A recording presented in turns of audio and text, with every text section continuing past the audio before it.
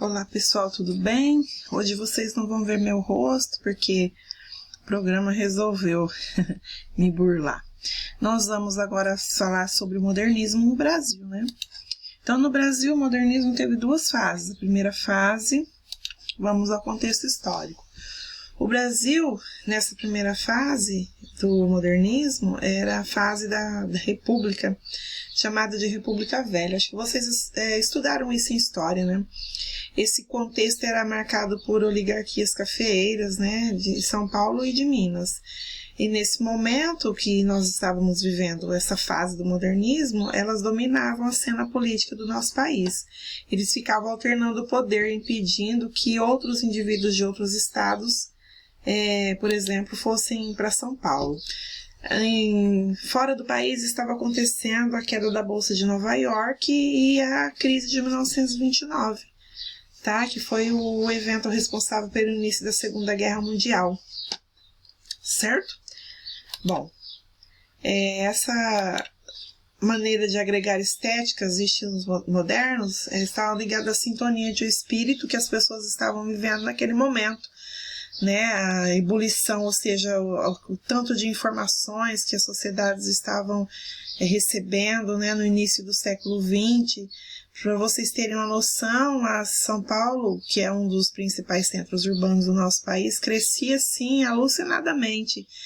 Em 1890, tinha por volta de 60 mil habitantes, e nessa primeira fase, nessa primeira década, ela passou a ter 400 mil habitantes. Então, olha o tanto que cresceu a população, né?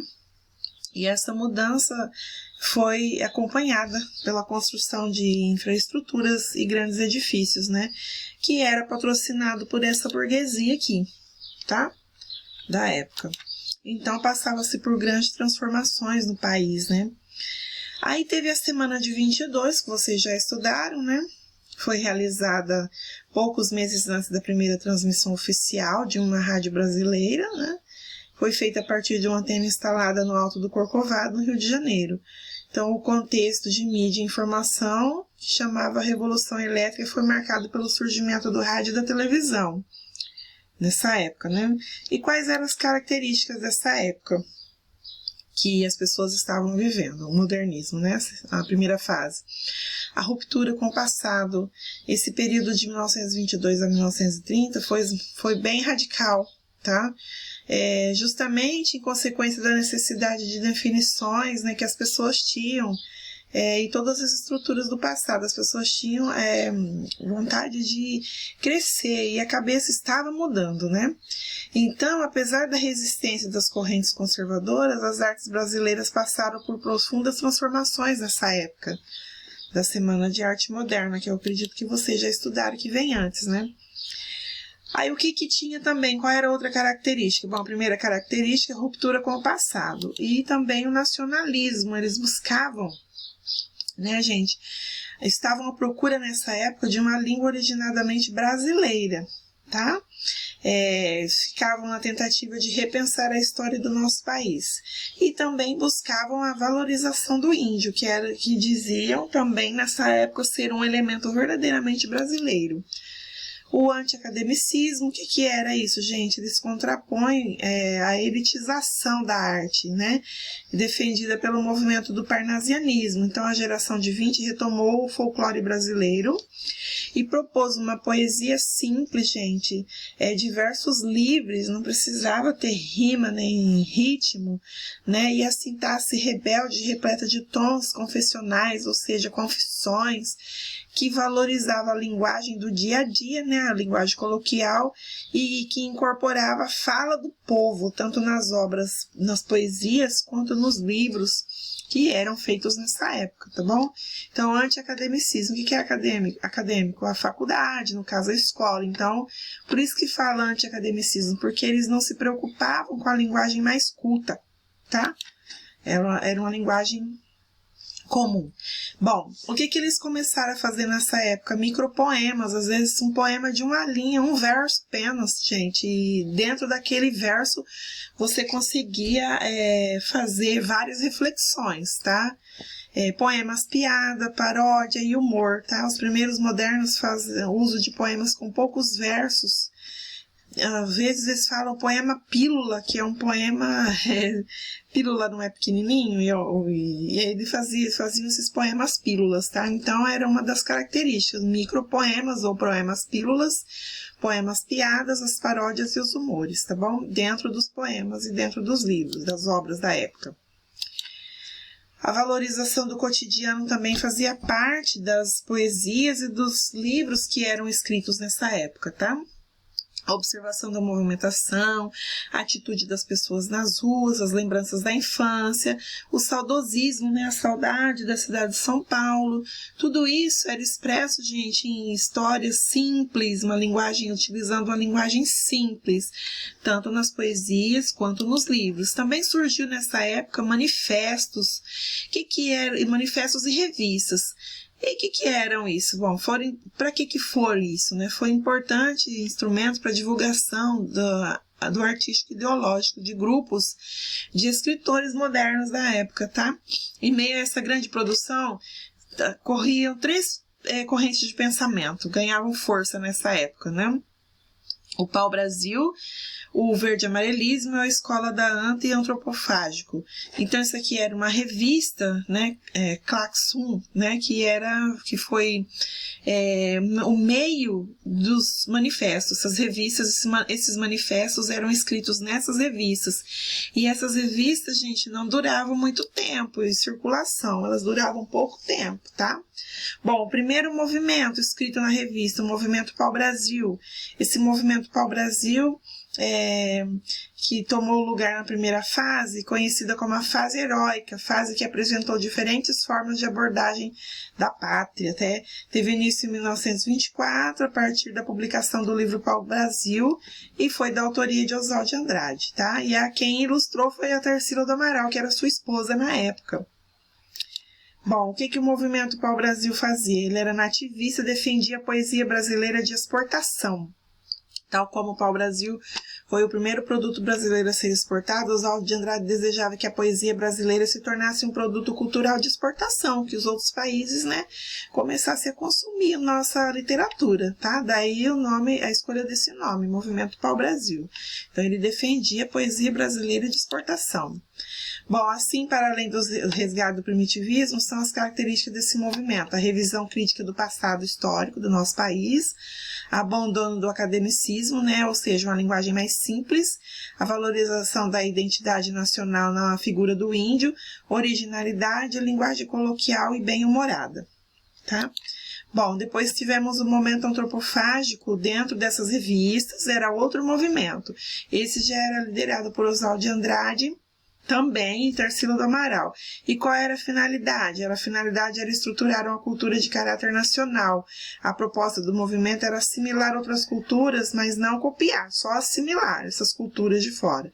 Qual era a marca símbolo desse movimento? Era o quadro Abaporu da Tarsila do Amaral, que foi dado de presente ao marido Oswald de Andrade, tá?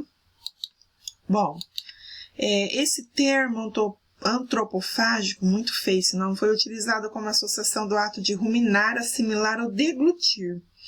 A ideia, portanto, era de transfigurar a cultura, principalmente a europeia, conferindo assim o caráter nacional. Então, como se eles estivessem supondo que as pessoas deveriam assimilar a nossa cultura, deglutir, como que eu posso dizer, comer a nossa cultura, né? Saborear a nossa cultura nacional, tá bom? Além da literatura, né, que são as poesias e os livros, as ideias desse movimento influenciaram também as artes plásticas. Quem merece destaque nessa época? Anita Malfatti, tá? E Victor Brechet. Certo? Bom, esse movimento antropófago que deu origem ao movimento foi publicado por Oswald de Andrade em 1º de maio de 1928 na revista de Antropofagia. Então, vocês estão vendo que a cada hora surgiu uma nova revista, tá? Depois vocês façam a leitura que o tempo vai voando. Então, depois desse movimento, surgiu dentro de uma revista, né? Dessas revistas da época, outro movimento, o movimento verde e amarelo. Então, o que era? Uma reação conservadora nasceu com o manifesto Inhangaçu, também chamado de verde-amarelismo, da escola da ANTA. Foi publicado em 1929 e defendia o quê, gente? Um Estado forte, centralizador e a adoção de nacionalismo ufanista, né? Aquele cheio de saudade primitivista. Foi constituído por Menotti Del Picchia, Plínio Salgado, Guilherme de Almeida e Cassiano Ricardo. Vamos ver. O surgimento decorre como forma de reação ao modelo nacionalista preconizado pelo Oswald de Andrade. Esse movimento verde-amarelo defendia o quê, gente? O patriotismo, né? Em excesso, e teve clara tendência nazifascista. Então, eles não gostavam, eles eram contra esse movimento aqui, ó, antropofágico, né, que defendia a nossa cultura. Então, eles falavam assim que eles não gostavam muito desse patriotismo, né? Esse amor pelo Brasil. Bom, esse movimento, esse ufanismo é a característica que melhor define o movimento dessa Manifesto Verde-Amarelo, que também pode ser chamado Escola da ANTA. Bom, trata-se do quê? Da exaltação do Brasil, ao mesmo tempo hostilidade às proveniências estrangeiras. Bom, a ideologia fascista, baseada no racismo, também estava presente nesse manifesto, tá? Ele recebeu esse nome como representação da nacionalidade brasileira, tá bom? Bom, dado o contexto mítico desse animal na cultura tupi, principalmente tribo indígena brasileira. Então, esse manifesto tratava-se da exaltação do Brasil, ao mesmo tempo que hostilizava as coisas que vinham de fora do país, tá? Quais são os principais autores dessa época, gente? Mário de Andrade, Oswald de Andrade, Manuel Bandeira, Paulo César Desvairado, a história de São Paulo. Quem tiver a oportunidade de ler, Macunaíma é o índio, né? Representado o nosso índio, tá bom, gente? Bom, aí depois nós passamos para outros autores, Antônio de Alcântara, Cassiano Ricardo, Menotti Del Pecchia e Guilherme de Almeida. Depois nós temos a segunda geração modernista, vou correr, essa de 1930 a 1945. Bom, essa segunda geração foi focada na poesia, mas foi uma geração, gente, em que a prosa também foi extremamente rica no nosso país. Bom, vivimos o quê? A depressão econômica, o avanço da Segunda Guerra Mundial, Getúlio Vargas no poder, né, do Estado Novo. Quais eram as características das poesias e dos livros nessa época, gente? Bom, essa segunda fase do modernista representa o amadurecimento e aprofundamento das conquistas de 1922. Então, a temática passa a ser o quê? A questionar a realidade, né, que as pessoas estavam vivendo, as temáticas dos livros e das poesias, na tentativa de explorar e de interpretar o estar no mundo, né? Então, uma poesia mais politizada, também voltada para o espiritualismo e intimismo. Cecília Meirelles, Murilo Mendes e Vinícius de Moraes ganham força nessa época, tá? Bom, essa segunda geração foi feita para quê, gente? Com qual intenção? A intenção de descompromisso, de aprofundamento das relações entre o mundo e o eu. Mesmo tendo os poetas, mesmo tendo consciência da fragilidade de nós, do eu, eles buscavam aprofundar essa relação entre o homem e o mundo, tá bom?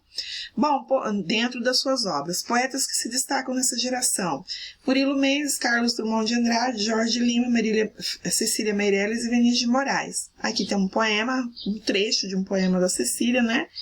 Eu canto porque o instante existe e a minha vida está completa. Não sou alegre nem sou triste, sou poeta. Enfim, gente, tem muita coisa para falar, mas o tempo excede. Aí vocês vão fazer umas atividades relacionadas só ao livro, tá? Não precisa copiar nada, só responde no caderno as questões, tá bom? Fiquem com Deus e vocês se aprofundem mais nesse tema. O livro de vocês traz um acervo, traz muita coisa boa para que vocês possam ler trechos de livros e se aprofundar mais no tema, tá? O modernismo foi um movimento muito comentado no nosso país, tá? Fiquem com Deus, até a próxima.